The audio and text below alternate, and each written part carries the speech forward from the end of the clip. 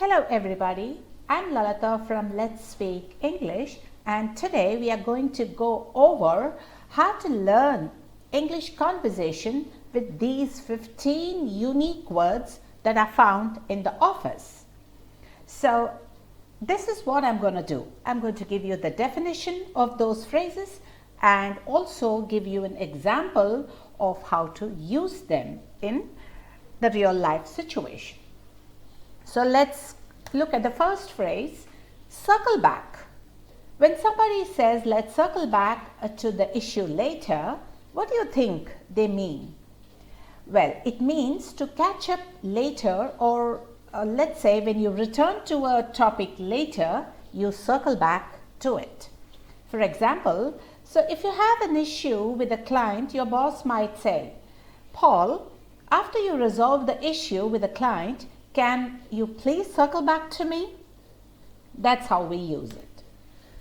The next one is touch base. So when you touch base with someone, you make or renew contact with them. Maybe checking in with somebody, or maybe to catch up. So this is how we use it in a sentence. Hey, have you touched base with your boss recently?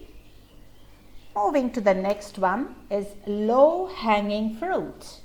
So in business English, this refers to easily attainable accomplishments, something that can be obtained with minimal effort. For example, we need to go for low-hanging fruits on this one for a quick boost of income. So that is low-hanging fruit.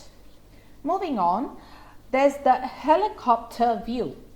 Now in business English, it is a general description or opinion of a situation or project rather than a detailed one. For example, her role as a consultant is to take a helicopter view of how the business is managed. Coming up next is win-win. Now when I say win-win, what situation do you think this means?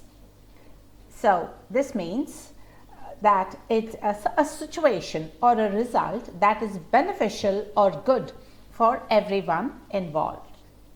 For example, both parties should be finding a win-win situation. The next phrase on is synergy. This is basically a buzzword which means teamwork. For example, the phone and the cable companies are planning on working in synergy so that they will be more popular to the buyers. Coming up next, we have ping. And based on this sentence, what do you think is the definition of this word?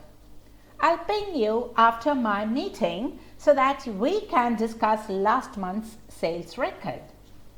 Well, ping is just a fancy word for contacts. Next is drill down. This is not actually drilling down into something. It means in work settings, drill down is to say to get into more details. So for example, so when we drill down into that account, we can see that they have made a purchase last week.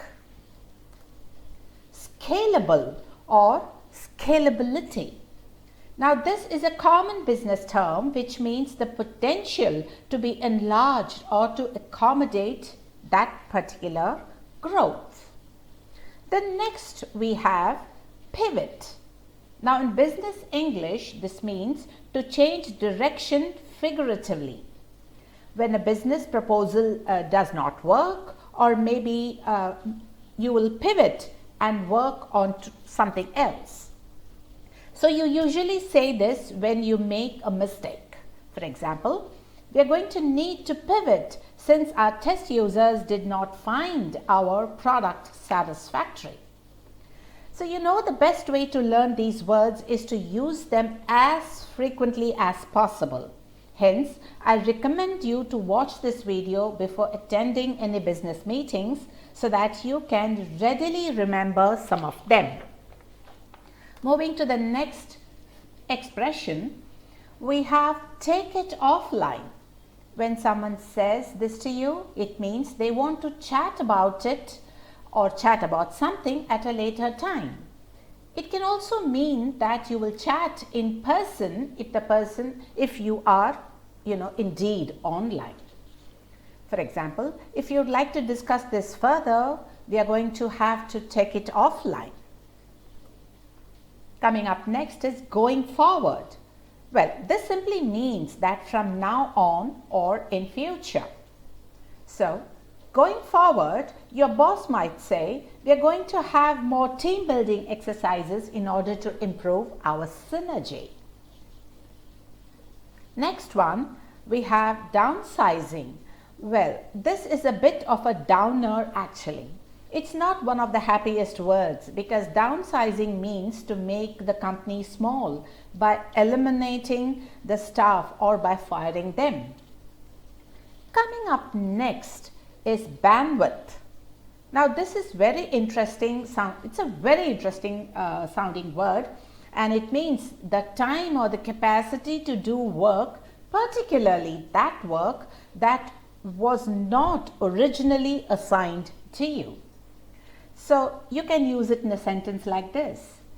If you have some bandwidth today, could you take over Amy's financial report? Moving on is heavy lifting. And when you first hear this word, you're probably thinking of people lifting weights in Olympics or in the gym. When this word is used in work, it refers to the next or the most difficult aspect of a project. So my colleague Liam is doing all the heavy lifting for us.